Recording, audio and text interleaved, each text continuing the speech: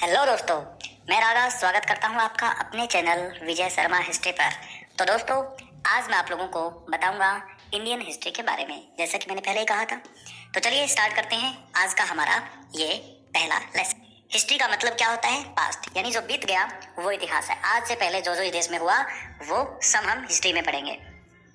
क्या जो बीत गया वो सारा का सारा पढ़ना है? नहीं जी, हमें पढ़ना है केवल रिटर्न में जो हमारे पास, और रिटर्न में हमारे पास 4500 साल का इतिहास है। यानी आज से पिछले 4500 सालों में जो हुआ वो हमें पूरा का पूरा पढ़ना पड़ेगा। और उसे पढ़ने के लिए सबसे इंपॉर्टेंट पता है क्या है? सबसे इंपॉर्टेंट होगी डेट्स। बिना डेट के हिस्ट्री पढ़ सकते हो? अब मान लीजिए कोई आपसे पूछे कि प्लासी की लड़ाई कब हुई या फिर तराइन की लड़ाई कब हुई, तो क्या बताओगे? सुबह सुबह या शाम को? नहीं जी, आपको बताना पड़ेगा प्लासी की लड़ाई 1757 बताना पड़ेगा, तराइन की लड़ाई 1191 और 92 में हुई थी। इसका मतलब डेट्स इंपॉर्टेंट है। और डेट्स दो प्रकार की होती है, बीसी और एडी। बीसी यानी बिफोर क्राइस्ट, एडी मतलब एनो डोमिनी, मतलब फिलहाल का जो कैलेंडर हम फॉलो कर रहे हैं वो ईसा मसीह के जन्म को लेकर के बनाया गया था। ईसा मसीह के जन्म से पहले वाला टाइम बिफोर क्राइस्ट बीसी, आगे वाला टाइम एडी। आज जो चल रहा है वो एडी है, यानी ईसा मसीह के जन्म को 2022 साल हो गए, है ना। तो उस हिसाब से हमारा इतिहास 4500 साल का है, यानी आज से 2000 साल पहले तो ईसा मसीह का जन्म, और उनके जन्म से भी 2500 साल पहले, तो टोटल हो जाएंगे 4500 साल।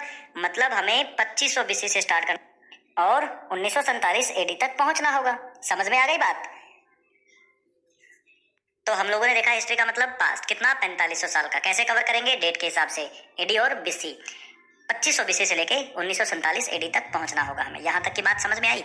देखिए जी, अब देखिए 4500 साल को आसान करने के लिए हम 3 भागों में बनेंगे। हम सबको पता है कि इंडियन हिस्ट्री के कितने पार्ट हैं? 3, एंशियंट, मेडिवल और मॉडर्न, यानी प्राचीन, मध्यकालीन और भारत और आधुनिक भारत। और ये 3 भागों का लॉजिक क्या है? देखिए, देश में 3 प्रकार की शक्तियों ने राज किया था। सबसे पहले राज किया था हिंदुओं ने, तो वो टाइम कहलाया एंशियंट।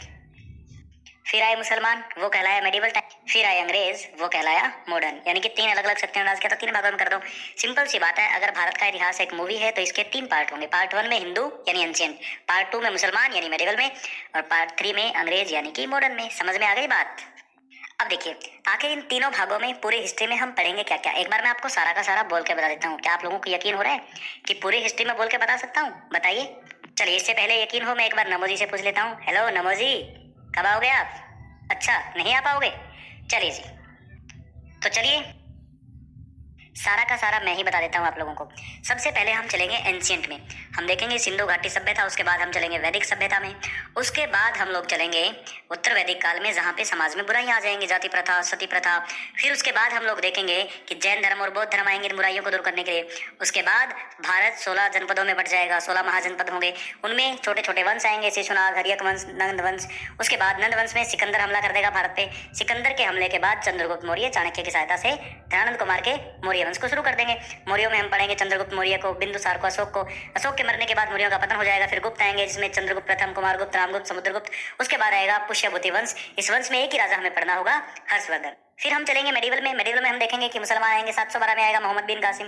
फिर महमूद गजनवी आएगा, 17 बार आक्रमण करेगा। फिर मोहम्मद गोरी आएगा, 1175 में भारत पे आक्रमण करेगा। 1191 और 92 में बताएंगे 2 लड़ाइयां होंगी। दूसरी लड़ाई में पृथ्वीराज को हरा के नींव डाल देगा। उसके बाद इसका गुलाम कुतुबुद्दीन ऐबक दिल्ली सल्तनत शुरू कर देगा। 1206 से 1526 तक दिल्ली सल्तनत चलेगी, जिसमें मुसलमानों के 5 वंश आएंगे, गुलाम, खिलजी, तुगलक, सैयद और लोधी वंश। लोधी वंश का आखिरी राजा होगा इब्राहिम लोधी। 1526 में बाबर आएगा, पानीपत की लड़ाई होगी। इब्राहिम लोधी को मार के मुगल वंश शुरू कर देगा। मुगलों में हम बाबर पढ़ेंगे, हुमायूं, अकबर, जहांगीर, शाहजहां, औरंगजेब। औरंगजेब के मरने के बाद मुगलों का पतन हो जाएगा और फिर यूरोपीय कंपनियां भारत में आनी शुरू होंगी। पुर्तगाली, डच, अंग्रेज, फ्रांसीसी, सारे के सारे आपस में विस्तार करेंगे। सबसे ज्यादा विस्तार करेगी कंपनी। 1757 प्लासी की लड़ाई के बाद पूरे देश को कब्जे में लेने की कोशिश करेगी। 1857 तक इतना बुरा हाल कर देगी देश का कि देश क्रांति कर देगा 1857 में। और 1857 की क्रांति के बाद पूरी तरह सत्ता चली जाएगी अंग्रेजों के पक्ष में। फिर हम स्वतंत्रता संग्राम लड़ेंगे।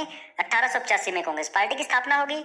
उसके बाद 1905 में बंगाल का विभाजन होगा। 1906 में स्वदेशी आंदोलन, 7 में सूरत अधिवेशन, कांग्रेस गरम दल नरम जल में बढ़ जाएगी। अरे, कांग्रेस का नाम दे दिया मैंने। चलिए, उसके बाद देखिए 1909 में पार्लियामेंट सुधार आएगा। उसके बाद 1911 में दिल्ली दरबार लगेगा। 1915 में गांधी जी को बुला लेंगे, मैं नहीं, महात्मा गांधी को बुला लेंगे।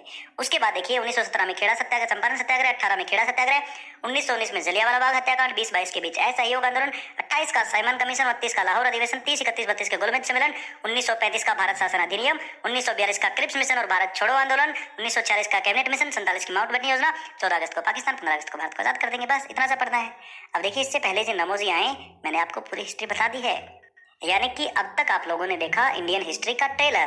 पिक्चर हम स्टार्ट करेंगे अगले लेक्चर से, तो मुझे बताइए ट्रेलर कैसा लगा। अफसोस कि ट्रेलर में नमोजी नहीं आ पाए, लेकिन पहले चैप्टर सिंधु घाटी सभ्यता में आप लोगों को सफर करना होगा नमोजी के साथ। कोशिश करूंगा कि मैं भी आ पाऊँ, क्योंकि मेरी भारत जोड़ो यात्रा चल रही है ना। तो चलिए bye bye, thank you very much.